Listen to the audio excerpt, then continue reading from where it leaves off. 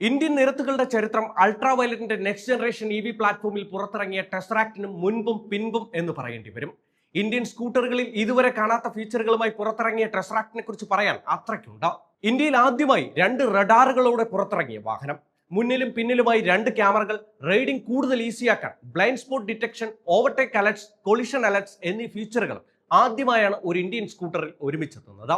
1,20,000 രൂപയ്ക്ക് ടെസ്റ ഫ്യൂച്ചറിസ്റ്റിക് ഡിസൈനിൽ പുറത്തിറങ്ങിയ ടെസ്റാക്ട് 261 കിലോമീറ്റർ റേഞ്ച് നൽകുന്ന ഇന്ത്യയിൽ തന്നെ ഏറ്റവും കൂടുതൽ റേഞ്ച് വാഗ്ദാനം ചെയ്യുന്ന വാഹനങ്ങളിൽ ഒന്നാണ്.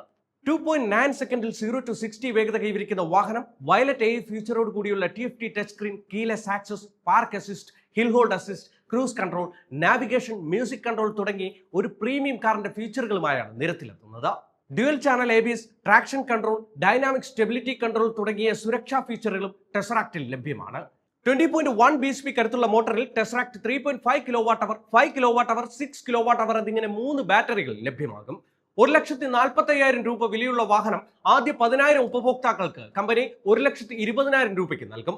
വാഹനം 2025 ജൂണോടെ പുറത്തിറങ്ങും. ബുക്കിംഗ് ഉടൻ ആരംഭിക്കുന്ന ടെസ്റാക്ട് വാങ്ങാൻ ആഗ്രഹിക്കുന്ന നിങ്ങളുടെ സുഹൃത്തിന് ഈ വീഡിയോ ഫോർവേഡ് ചെയ്യാൻ മറക്കണ്ട.